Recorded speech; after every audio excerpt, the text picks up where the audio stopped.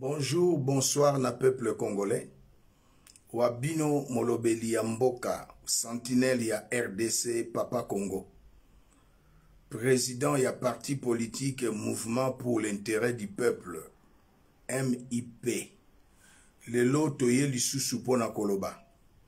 Tango iso na yebisaka bino était pour l'amour de mon pays, je n'aurai point de repos. Pour l'amour de ma nation, je ne me tairai point. Suis la sentinelle de la RDC. Sinzili, Mokengeli ya Pamba. Na yepo makambo ezali ye mingi ya koloba. Na yaka pamba te. Mboka na biso ekomi lokola passoire. Mboka na biso président nyonso akokoloba oyo alingi. Tolandaki Kagame na Jeune Afrique. Alobaki na biso pe na yebisaki bino pour la répétition et pédagogique. Paul Kagame alobaki ete azo regretté pourquoi Tshilombo Ali Baba a kotisi armée ougandaise en tant que qui a regretté. Mais nga na yebite alobi yango po azali mokonzi ya Tshilombo Ali Baba. Lelo lisusu Paul Kagame na mboka na ye alobi ete ako permettre te FDLR ezalaka nango lisusu te pour bazaka na arrière base ezalaka te. FDLR depuis le 94 ezalaka te.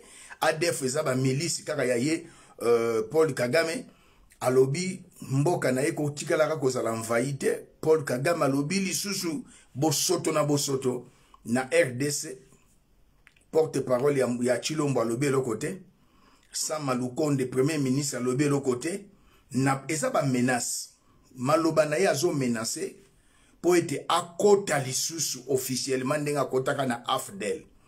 AFDEL ndenge kotaka wana bandeko na ngai ba peuple congolais commandant opération ezalaki Rwandais Tuti James Kabarebe, chef d'état-major à l'époque na mboka ya Rwanda. Tant bakomi na Kinshasa, James Kabarebe a komi chef d'état-major na mboka na biso. Esengeli tango mosuto zonga kasima po congolais sosola yo fanatique, yo tribaliste, yo aveugle, ozoyeba te ke malheur ya Congo ya lelo e wuti na le 17 mai 1997 ndenge AFDEL armée rwandaise eye etie ba étiquette ba congolais na ba rwandais. Non, tokosaka. Kagame avec cette arrogance diabolique, Paul Kagame avec cette malhonnêteté alinga sakana na batu. Oiza orgueil moko diabolique, arrogance moko satanique. Soko ko sakanaka na Hippolyte Nambe, soko ko sakanaka na Félix Antoine Tshilombo, mais pas avec tous les Congolais. Likambo na zuango na sa serviteur de Dieu, prophète surnaturel, avec un message. Naza prophète kaka ya don spirituel, mais prophète messager, avec le message que le Seigneur m'a donné, le mystère de la foi. 1 Timothée chapitre 3 verset 9. Namoni likambo comme le kola tango ya Goliath. Il n'y a rien de nouveau sous le soleil. Et comme le kola tango ya Goliath, ba Israélite na ba Philistin. Goliath bimi na tongo, Saoul est lancé, les trois frères aînés de David, Eliab, Abinadab, Shama et l'armée israélite bazobanga. Mais un jeune s'est présenté, lui qui n'a pas asala armete, azala qui ne mobat le bampate papa naye, alobi a confronté Goliath. Tant que koki peuple congolais, tozongi sabitumbo e uta na Rwanda. Trop c'est trop. Kagame alobaka na kinya Rwanda, alobaka na anglais. Ngana koloba na lingala po ba Rwandais tucho bazana mboka na biso lokola commandant Obed, chef d'état-major chargé des opérations Motacha et Tshilombo, ayebi lingala. Ambassadeur Vincent, oyo azalaki na bino kuna, azalaki pe en Afrique du Sud, tango ngana bandeko mosusu ya Afrique du Sud, to sangana na ba Rwandais opposant o bazali awa, to kenda ti kosala marche liboso ya ambassade ya Rwanda en Afrique du Sud.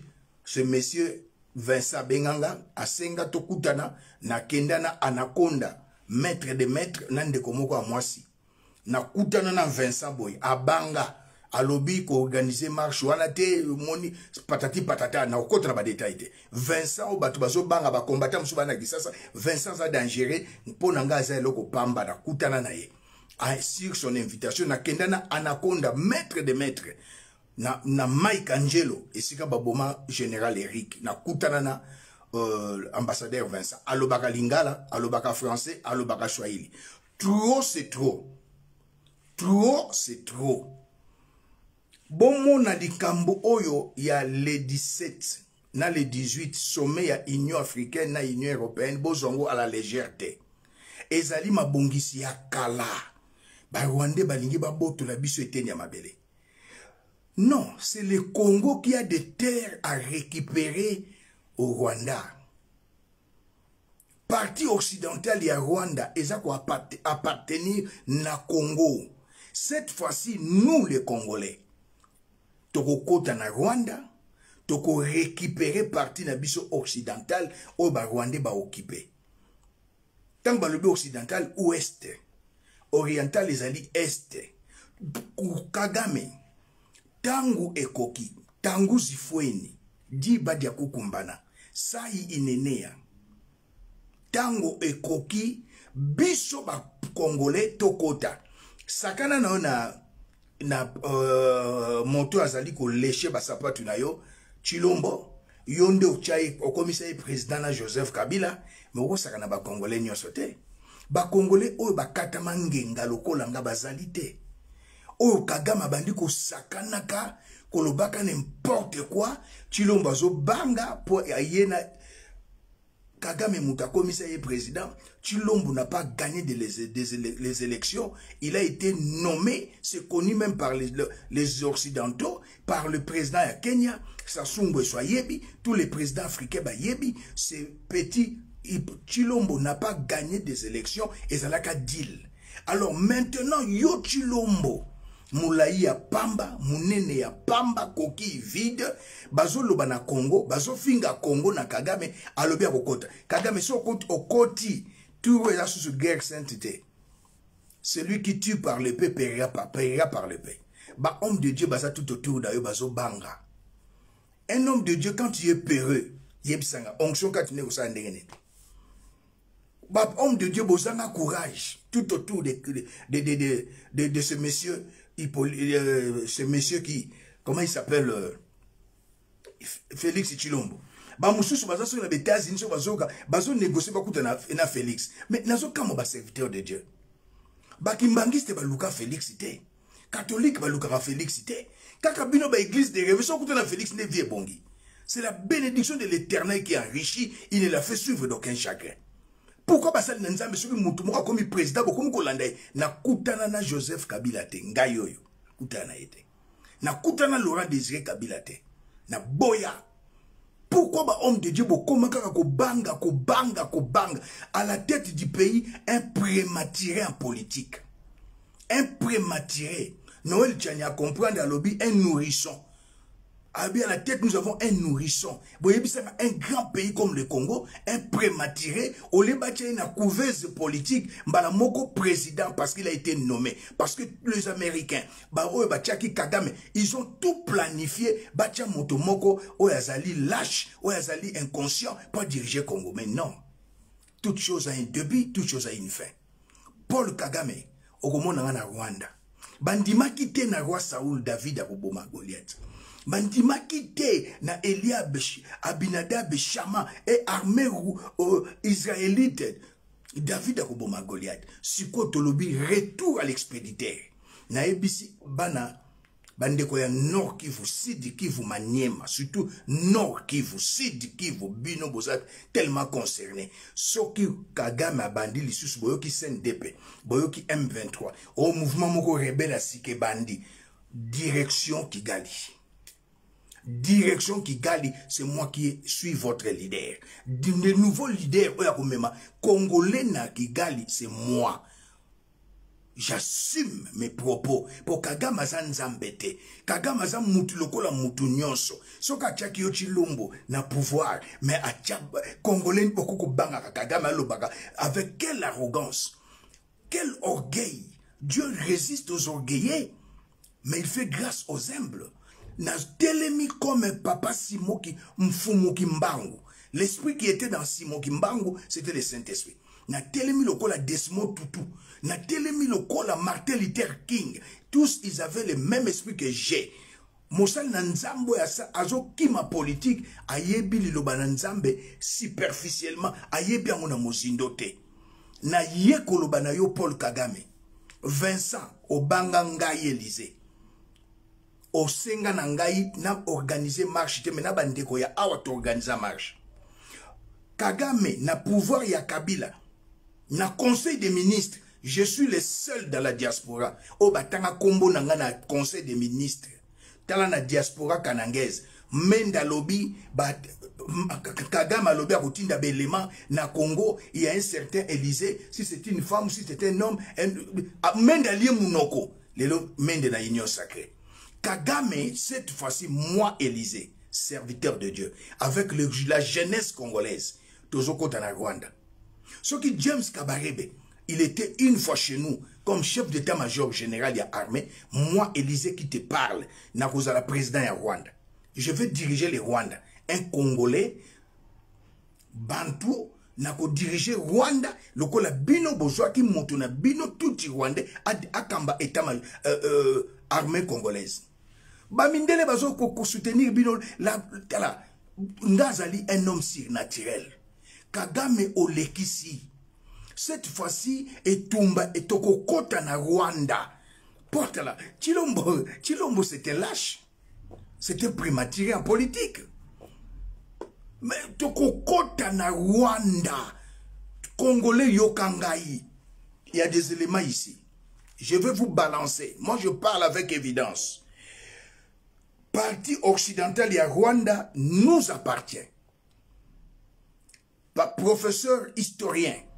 Isidore Ndayouel, professeur historien, professeur émérite na université ya Kinshasa à lobby yango devant le blanc Namboka Mindele Tolanda parti yango ezali très important tike la kabino tango boyete partie orientale Botalaki yango na kolingana la kisa yango c'est très important partie orientale ya Rwanda ezali namba ezali ya ba congolais partie orientale ya Rwanda ezali ya ba congolais tolanda yango difficile, confuse et complexe demeure finalement un grand défi qui ne pourra se résoudre à mon sens dans la durée que si les ressortissants des deux pays concernés sortent du climat de violence et de ressentiment qui règne encore entre eux. Troisième contre-vérité, le Congo est à la base de la réduction de l'espace du Rwanda. Il existe un mythe du grand Rwanda qui s'est développé dans la région et qui, depuis la fin des années 90, nourrit un imaginaire susceptible de pérenniser le climat de violence existant. À partir de la manipulation des mythes anciens, on prétend qu'il aurait existé naguère un grand Rwanda qui englobait les espaces actuels du nord et du sud Kivu, et que ce grand Rwanda aurait été combattu puis réduit à des portions congrues lors des conquêtes coloniales. Cette nouvelle situation aurait été adoptée par la conférence de Berlin, puis après les indépendances par le deuxième sommet de l'OUA en 1964 qui a opté, comme vous le savez, sur le principe de l'intangibilité des frontières. On comprend alors que cette soi-disant reconstitution du passé puisse alimenter de velléités hégémoniques du présent en vue de l'accaparement éventuel d'une partie des terres congolaises. Le propos du 10 octobre 1996 à Tchangungu du président Pasteur Bizimungu a eu le mérite de révéler carte géographique à l'appui l'ampleur de cet imaginaire et la portée exacte de cette ambition. Je cite un extrait, il avait dit « Je voudrais dire au Banyamulenge qu'il doit faire la leçon à ceux-là qui les pourchassent et leur apprendre le savoir-vivre. Ce sont eux les Banyamulenge qui devraient donner un ultimatum de s'en aller à ces Lucifères qui veulent les exterminer dans leur pays. Je voudrais dire à tous les Rwandais éparpillés ici et là à l'étranger qu'avant l'arrivée des Blancs, le Rwanda avait à peu près 600 ans d'existence. Il s'étendait des lacs Rweru et Chihuahua, franchissant la chaîne des volcans jusqu'au lac Rukanzige, lac Édouard actuel. Il s'étendait aussi de la Rusumo jusqu'aux frontières de Burundi et nous vivions en bonne intelligence avec les Baoundés. Même la région appelée Bishugi, considérée aujourd'hui comme berceau de Banyamulenge, tous les habitants de ces contrées étaient des Rwandais. Si nos combattants sont actuellement au Zaïre, ils y sont donc chez eux. Point, donc fin de citation. Même si ce discours ne s'énonce plus aussi ouvertement, il convient de fixer les idées sur les questions soulevées. Sur l'étendue du royaume ancien, des historiens de métier s'accordent à affirmer exactement le contraire. À l'arrivée des premiers Blancs, ce royaume du Rwanda n'avait pas encore atteint les dimensions qui étaient les siennes à l'ère coloniale. Au XIXe siècle, il n'occupait que sa région centrale, mais était en voie de conquérir la partie septentrionale du pays qui était encore gouvernée par des roitelets Hutus indépendants de la cour du Mwami. De plus, ce royaume du Rwanda serait de création bien plus récente qu'on ne l'a pensé. Sa fondation, d'après Vansina, ne daterait que du milieu ou de la fin du XVIIe siècle. De même, en ce qui concerne la frontière rwando-congolaise, si on peut passer la carte suivante, la situation ne souffre d'aucune ambiguïté. S'il faut revenir à la première carte de la région du 1er août 1885, c'est le Congo qui a des terres à récupérer au Rwanda et non le contraire. Car le Congo a des terres à récupérer au Rwanda. Le Congo a des terres à récupérer au Rwanda. Paul Kagame tozo kota na Rwanda pona ko récupérer mabele na biso. Paul Kagame sakanaka na Chilombo, subelaka Chilombo, sumbelaka Chilombo, finaka Chilombo, betaka Chilombo, mengaye Elizete. Cette fois-ci, tozo kota na Rwanda to récupérer mabele na biso.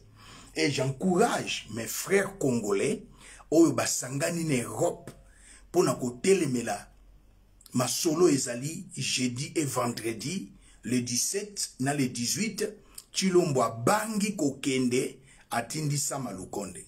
Depuis qu'il est là 3 ans, ati kala kotinda premier ministre était pour yebi oyo ozali ko yela ye. Chilombo ko échappé te. Compter, peser, diviser. Tanga na livre Daniel. Nazo mono na 2023 te sa prophétie. Balobaka o basali nanza ba prophétisaka te mbulo yo. Chilombo nazo mono te. Nazo mono te. Okosaki faux coup d'état mais tout oyo. Barokango kaka bato bimise 5000 obimise batamboli wana. Baronde barokanga yo. Kaka bangonde barokanga yo Chilombo. Le malheur du Congo aujourd'hui, c'est yo Chilombo. À cause de Dilo Salana Joseph, na Dilo Salana Paul Kagame. Le Congo a des terres à récupérer au Rwanda. La nouvelle génération. Na ba Congolais boye bakate. Partie occidentale. Donc ouest et Rwanda. Et ça quoi appartenir na biso. Toko tato récupérer ma belle na biso na Rwanda. Bande konanga na mboko to bengi Nord Kivu, Sud Kivu. Fortifiez-vous, prenez courage. Boko na Rwanda, bo récupérer parti wana mboka na biso. Kagame avec l'arrogance satanique, l'orgueil maléfique, akoko sakanaka na ba plus de 80 millions de Congolais. Tovanda totalaka mutu moko boye, il a une taille diabolique avec marche satanique. Mais non, un serpent, les nilotiques et tout, ils sont des serpents. Les fils du serpent, les Inyendi, les cafards, bakafar basakana na bato lokola biso NON. J'encourage mes frères oyo batelemaki nalandaki bino, je vous encourage. Vraiment c'était vraiment nasepeli na réaction na bino pour le 17 pour le 18 bosengaki ba pasteur ba homme de Dieu mingi baza ba peureux mingi bazali ko banga na ko balancer ba image na bino. Vraiment j'ai nazala sepelaki na makasi na sepelaki na ba image na bino makasi. Donc ba image oyo vraiment beau partager yango. Patrick Nganche na Sylvain bon na sepelaki na yango nazozuza bino ba image bandeko baza na mikili na poto basalaki vidéo baza ko mobiliser population. En tout cas c'est vraiment c'est très encourageant. Message à moi na Sylvain sapesi ba programme sapesi mais ngana zaka la biloko mine oui la ina pona loba biloko mine na lobaki ete liboso ezali mpola ba pasteur boye ba eloko moko ke na tanga kala basali ensemble bazalo bundira pona peuple na bango pona mabele na bango boye histoire boye bible tam sukole kanga mais biso tout tanga bible bongo yo pasteur congolais oslobini pona kongo na yo ndenge chilo bazo lingate ka mabele na yo akabola mboka na yo bolobi nini. Donc les 17 les 18 ozali wana to ana besoin la bino na bandimi na yo yaka na bango wana to za nombre pour toi la besoin nombre ba tu bazali belé voilà c'est le premier cas ya ba pasteur trop tard la bino na bino ba pasteur dans tous les diaspora trop tard la bino ba pasteur soki boza contre ni biso ou bien boza contre mboka ou bien boza pour mboka d'autres oyeba bino à partir des 17 et 18. Voilà premier cas. Deuxième cas, nous avons un programme ya ba musicien bino ba musicien boza ko tungisi biso ba obeta ka yango la moment où ça fait moment bon la sabenda ki bolingi mboka la bino o ba la sabenda bolingi peuple la bino. Mais pourquoi vous voyez la manifestation pour ça la vidéo de biso do ça la ngapela ozalana et monter de l'euro ozalana ba public na yo pe ba la ba ya ko ba yo ozalana au moins vous benda biso ba temeli biso maloyo ezali yango tozopesa la bino oya ozanga oya ozalate mai oyeba yango déjà bino ba musicien c'est le moment ou jamais to lekiwala to quel susu pona ba mampinga na mboka yo policier na kata mboka ozo 13e ndeko na yo azo lukalipa et pourtant ba to azo 13e bino baza wana na mboka na bazo yenga na bango basala ba politique ya lukuta bo betela na maboko yo soto basala ko kengela population yo mo 13e sous population. Merci beaucoup ndeko nangai Patrick Nganche ndeko nanga Sylvain message na bino leki nga sentinelle mokonza basali na nzambe ya diaspora c'est moi na tsengi na serviteur de Dieu botelema et le soi-disant pasteur oboza tout autour ya monsieur Chilombo ayambi ba chef coutumier boko kosolo na ete Roland Dalo Chilombo le besoin papa na molimo, mais tu n'as pas le courage de dire la vérité à ton si c'est fils spirituel. Oya outi soki Ghana a comme fils, a comme père spirituel. Roland Dalo, tu fais rien. Tu n'as pas le courage de reprocher à Chilombo comme au temps de la Bible, les prophètes Nathan a tellement le à David aux 8 mois Siabatu, Eza Masumu, Tika. Au sali dénombrement, recensement et pesa melioté. Tous les pasteurs qui sont tout autour des Fachi sont des flatteurs. Il y a un monde dans le ministère, il n'y a pas de signes, des prodiges et les miracles. Na mona isika mokote koka tamboli na ministère à Roland Dalo. Na mona isika mokote baba lobby. Mais ceux qui na ministère, il faut miracle à la oui. Nous sommes bien édifiés sur le fondement des apôtres et des prophètes, Christ étant la pierre angulaire. Na mona na ministère à Roland Dalo mkatamboli te, ya baba loba esate.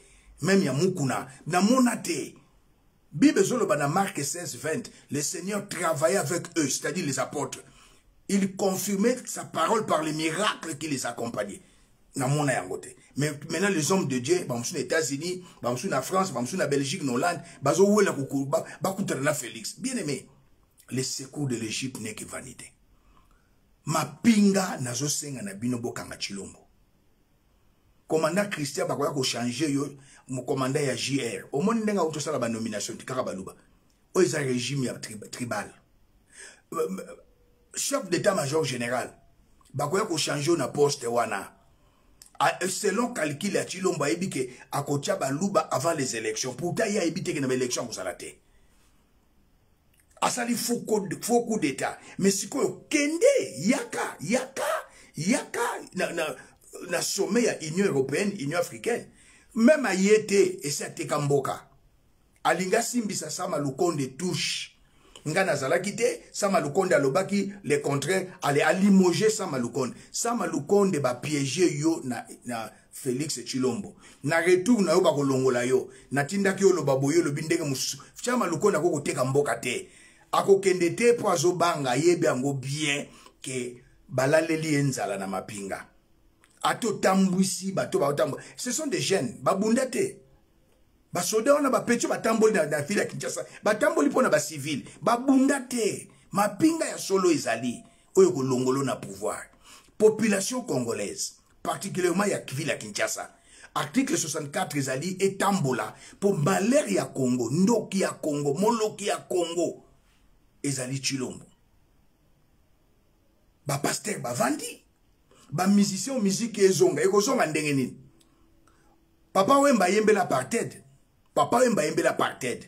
bakomi kopesa bato na ambassadeur ya culture ezali très vaste Kofi atelemi akoloba te yo pe Gims petit Gims mwana jana nana leki na yo boko koloba te po mboka ezo bando kende bapesi yo passeport diplomatique po bapimeli yo na ozalaki un délinquant na bomwana na yo Gims ozalaki un délinquant un voyou bapimeli yo nationalité française.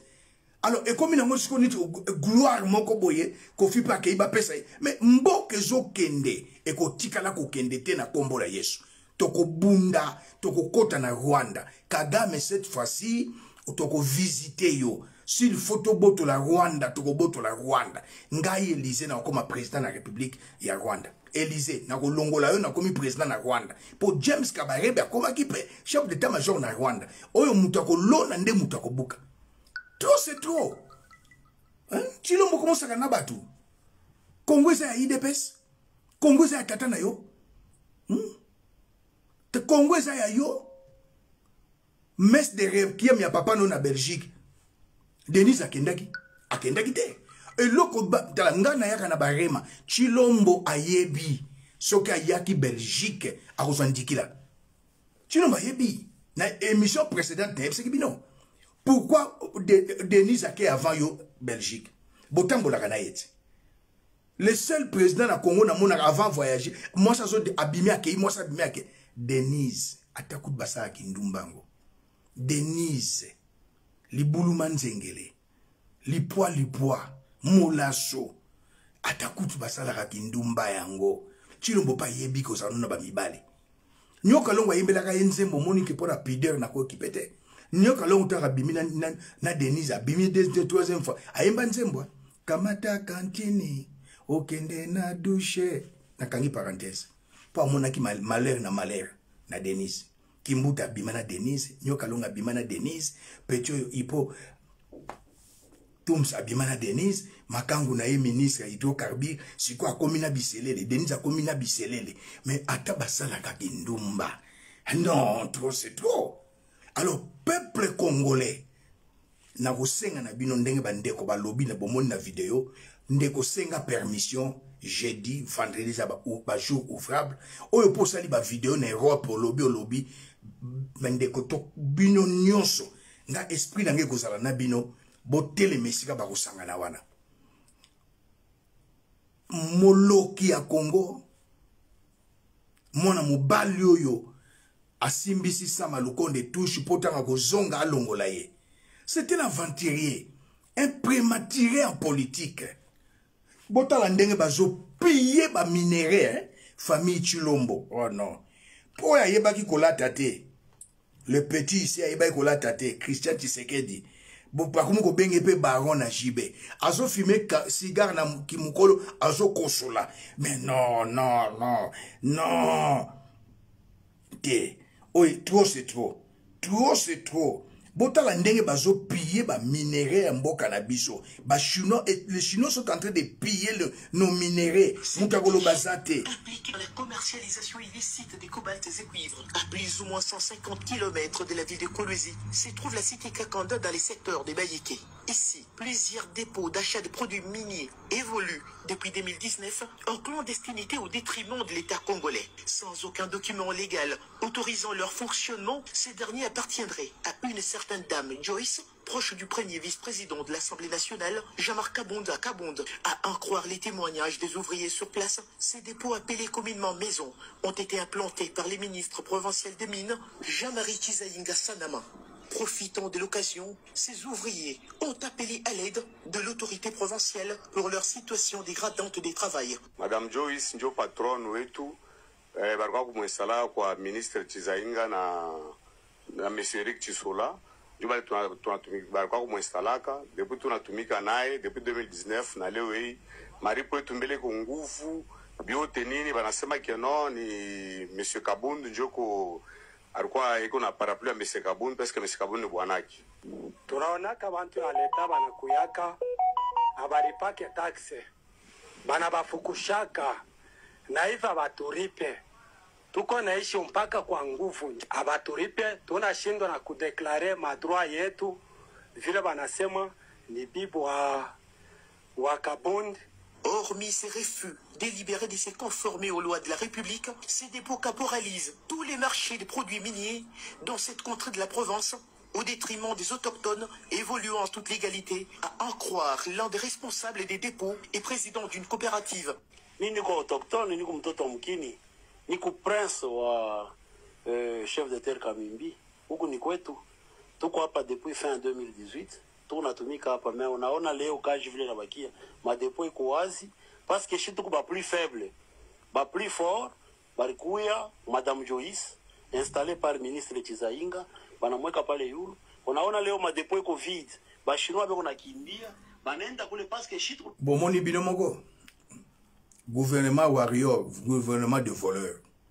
Jean-Marc Obundi moyibi bomoni ndenga tongandako na ba minéraux bazoyiba mbo bazoyiba un prince yoza prince ozalaka na Kolwezi boko benga na batu wana te baza koyiba Christian Tshisekedi, Patrick Tshisekedi, Bobo Tshisekedi bazoyiba ba minéraux mutakolo bazate fifi masuka koma makangu na bango batu na bazoyiba mutakolo bazate bande de voleurs. Chilombo mongo yemoko mutabanda ko yiba chilombo mutabanda ko yiba projet ya 100 jours 480 millions de dollars eke kakaboy toloba te congolais bozela 2023 te nzamba sala mokili na maloba papa Etienne Tshisekedi abundisa mobutu na maloba totelema biso nyoso comme un seul homme kokanga Chilombo kokanga Patrick Chilombo F Tshisekedi kokanga Bobo Tshisekedi kokanga Christian Tshisekedi kobwaka bango na prison makala. Un peuple se libère. Trop c'est trop. Yango Kagame bandi ko sakana mais tout royo na yeko ebisa bino tant si boye bakite. Professeur Isidore, historien, professeur émérite de l'université à Kinshasa, à la Kisibiso noir sur blanc, parti oriental, il y a Rwanda nous appartient. Ouest de Rwanda, il y a Biso, Tokota, to récupérer ma belle, to botola, Tokota na Rwanda, et moi, Nazolo Bana comme président à Rwanda. Tokota na dirigé Rwanda. Je vais diriger les Rwanda comme James Kabarebe a dirigé notre armée. Moi, je vais diriger la République rwandaise comme président de la République. Trop, c'est trop. Kagame. Sakanaka na Chilombo. Sakanaka na Denise. Nyakero. Libulu Manzengele. Mais pas les Congolais. Oko sakana na bisote. Chilombo, tu n'as rien fait pendant 3 ans. Mais yo posa Moulouba lokolanga. Moi, je suis Moujila Kassam. Je suis Moulouba. Mais okomona Moulouba, fanatique, Ozolanda Chilombo, il a des ça yibi. Bande kone ba yibi. Oy ba swani na ye pona magam ayibi. François Beya ayibi. Biselele ayibi. Denis Nyakero ayibi. Mais bozolanda bato ya lolengo yo. Aujourd'hui, il a nommé encore. Mais écoutez, nomination sans changement. Ils allaient perdre et attendre. Nomination sans changement, ils ont perte et attendre. A déboulonné, perte et attendre. Il a déboulonné, perte et attendre. A sali débauchage, perte et attendre. Les lois ont nommé perte et attendre. Déboulonner sans changement, c'était Ezali perte et attend. Nomination sans changement, Ezali perte et attend. John Nyakero Baboya ye awa en Afrique du Sud comme ambassadeur à Tindie na Kenya. Sud-Africain balobi Azar Rwandais touti. Na Sud-Africain balobi Azar Rwandais touti. Il était avec Joseph Kabila depuis 2001 chef à protocole. Un Rwandais touti. Les lois Tindie na Kenya. Alongo a sali toi nomination d'ambassadeur. A nommé Fidel Moulaya, ambassadeur en Afrique du Sud, Moulouba. Aye ko sous John Nyakero, beau-frère naye, atindie na Kenya. Vangu, atindie na Russie, tani ake boka Vangu na Russie. Botala ba biloko ya zo sala. Azui makambako kama Jean-Jacques Loubaya, Moulouba. Mais où ils allaient un régime tribal? A-t-il un secrétaire général près de la présidence? Na ebite na tanga Mobutu, Kulutu, Mokolo, Koebisabiso, oncle Mokolo. Na tanga ya Mobutu, il y avait un secrétaire général près de la présidence. Bon, on a déjà 1080 conseillers. Aujourd'hui, sur Bakissi, sur 1081 conseillers. Mais nous comprendre était prématuré en politique. Nourrissons en politique. Chilombo. T'as la soki to kangi Chilombo te. Eko zalamawa. Metoko kangaye. Ce qui Kagame a côté sous boyoki mo boule bandi na Rwanda bande ko ya Goma qui ne risque rien n'a rien to kota na Giseni to kota ti na Rwanda tungai président ya Rwanda na lobiango à la date d'aujourd'hui je suis le président de la République rwandaise un Congolais d'origine, mais je deviens à la date d'aujourd'hui le président du Rwanda. Et bien, dans les jours qui viennent, je vais vous présenter le gouvernement de Rwanda. C'est toi avec Hippolyte et ce petit de Chilombo. Moulaya Pamba, Mounene ya Pamba, Bosakana na Batu, Boyibaka, Lelo Bakom Koyembe la Christian Banzembo, Abane Kolata na Nitan Papa Nazaraki vivant, Otali Christian, taille 40 à Pandola 44, même il fait Chilombo. On a tinga ndonda en comme président. Tu nous s'habiller très mal. N'habite pas ma copine de votre lingolo de Cambodini. Pose nos mystère one. Ou chala ni mukashi musangumo ou muteketa. Mais dans on comprendre yote. Mais cette fois-ci totelemi. Retour à l'expéditeur. Qui Kagame au continent Congo to continent Rwanda. Au continent Congo to continent Rwanda Kagame. Toujours côté na Rwanda, toujours boto la Kigali.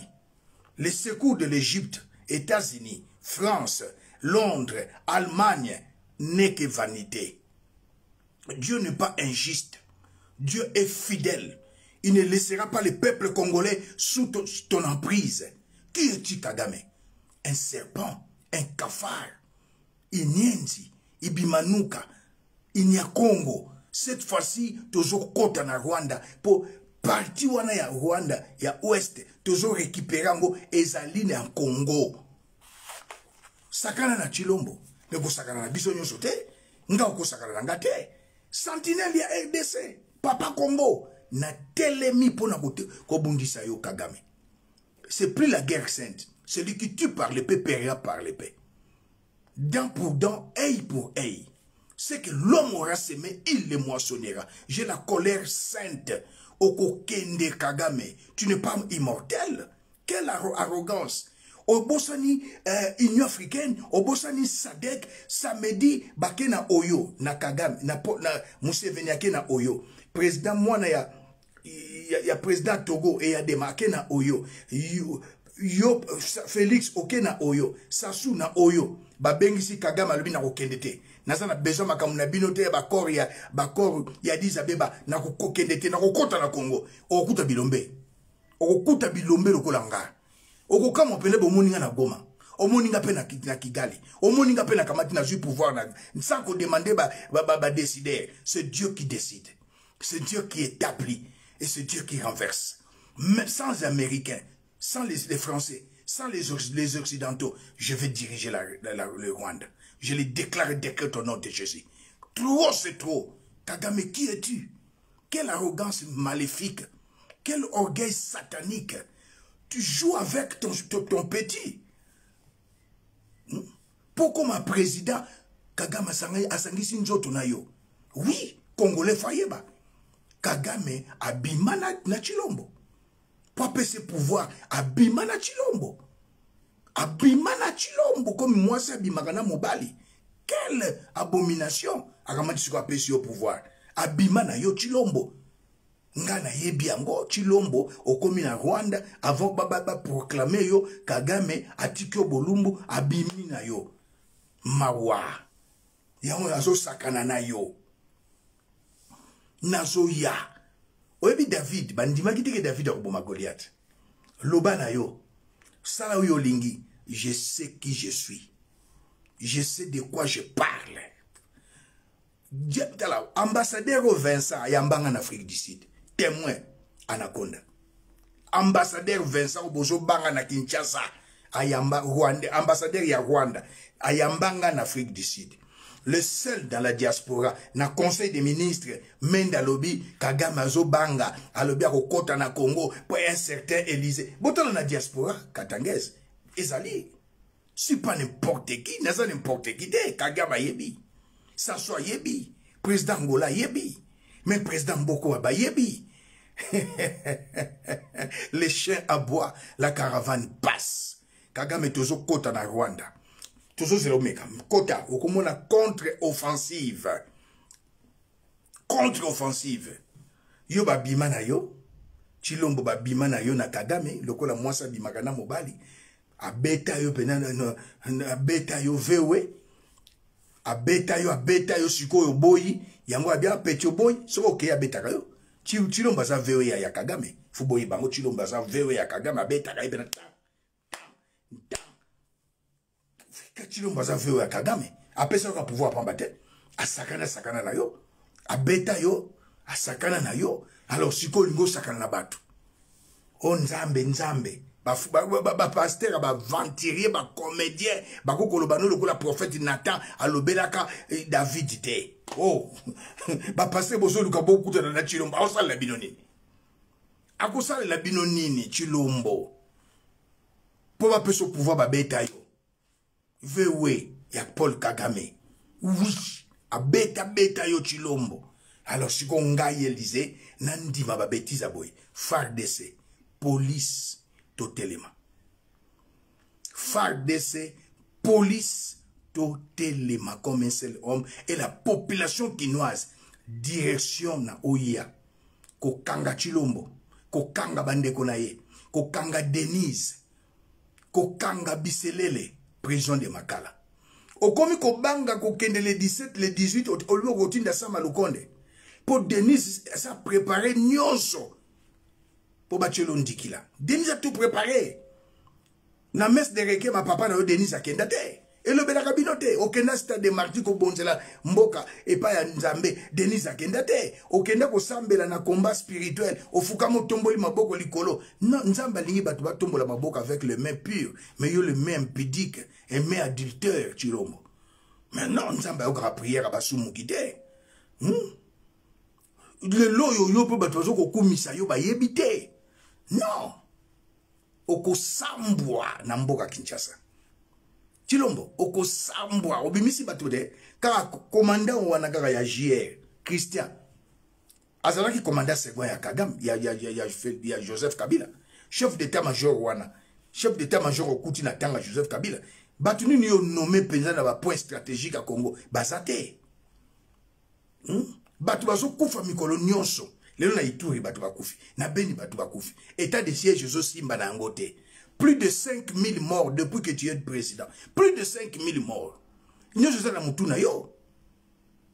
Plus de 5000 morts za na mutu na yo Chilombo.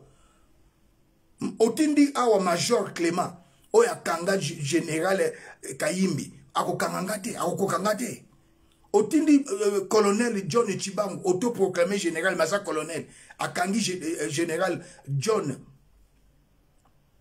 Mulongo, Tanzanie, Zambie, Bakangie. L'accès biso John Chibang na kisasa. Bakangie, otindi négociation, batiki ete. Loni okubuka yango. Chilombo komi na suka. Chilombo, ate okei na réunion wanate. Congolais a piégé Sama Lukonde. Kozonga Sama Lukonde azozonga bazo limogeye. Mais yope. Tala. Ngasa na posa ya magamba muta senite, ya ministre, ya comment il s'appelle, ministre de finance. La cible ya congolais à nationaliste, eza Chilombo. Chilombo fane to kangaye. Akota na prison. Na ba Daniela, bakota na prison, ba miyibi. Roseline Mbombo, Longwa Congo, le peuple d'abord, comme Liboumou d'abord, bakota na prison. Beaucoup kota na prison, courte joie. Na goye biso Roseline Mbombo, Daniela, premier président à Congo, mwana na ya mwasi, azalelo na poto. Justine Kassavou, azalaka pe ministre, mais lelo azana poto, azo mene vine normal. Mais bino, bokozonga na social, karate. Tant que bokozonga pete bosa la prison. Pour faut que bonga prison ya Angenga, n'Équateur. Est-ce que ba otindo Daniela na Angenga? Roseline Mbombo batindo na Angenga. Bousoba na bino. Trop c'est trop. Beaucoup de gens na batu. Même Nathan Joseph Kabila. Ce monsieur de Paul Kagame, Inyenzi, les petits serpents, les sous-hommes, abana osakana Congo, Nathan Joseph Kabila. Faut qu'on se le dise. Mais net ya beta kayo, comment vewe ya Chilombo vewe, Chilombo vewe, Chilombo vewe. Na le bien on combien de fois 3 fois. Avant ma personne qui bo konzi olongo li pena mbati, alobi tikala na teni dada, on tikala na teni dada abetio, abi oto kene ba personne pouvoir. Ah! Après basa baba okomi pe romaraba keborobo kaba banda ko mukile banda ozo prêter serment kuna si ba beta kyo. Mawatro Chilombo. Peuple congolais n'a pas sentinelle. Ma pesa y pouvoir boyete. Bas travailler. Ndeko chaku dialobaki bakatare ba poala nzoto. Angana eko ebisabino ezaki ya solo. Après ba beti e kuvewe. Abimina Kagame lokola mwasa bimakana mobali. Basakana na yo. Yuza mo konsete. Osakana ba peuple congolais te. Tente moko boye. Tanguzi fweni. Jiba ja kukumbana. Sai inenea. Tangwe koki kokanga Chilombo. FARDC, police, peuple congolais. Article 64. Kokanga Chilombo. Ko libérer Congo. Na maboko ya famille Tshisekedi. IDPS n'a rien à voir. La plupart des membres de l'IDPS va se retrouver. Il faut libérer Congo. Na maboko ya famille Tshisekedi. Les Congo est en otage dans la maboko famille Tshisekedi, na ba camarade ne ba chekulaire. Faut libérer le pays, peuple congolais. Ce qui pa Kagame meki to kota na Rwanda, to boto la Kigali, oyo ya eya, qui ne risque rien à rien. Nomination sans changement n'est que perte de temps. Déboulonnement sans changement n'est que perte de temps. Mabunda Longwe, Alexis Tambo Mamba Longwe, Igno Sacré, poto na poto. Chilombo Limbondo. Banous Baliaka Limbondo te. Moi, ça moulou basoka la mi pondo Limbondo Alexis bicarbonate. Faut moi c'est un mongo. Trop c'est trop. Trop c'est trop. Trop c'est trop. Ba beta yo pena ba fashanga. Ba betio la ba feshanga. Ba betio la ba feshanga. Après Barbi Kendo comme président. Bolole mobali jingi chilua. Wo kona mundu mato, wo su jingi. Odi chilua. Muka juenda okupotela. Muka juenda ya neba, una ya neba. Denis Nyakero, ba mwangata kudi babalu mabakwabo. Si son alume au ministre wa hydrocarbure, utu na yani mukasheba.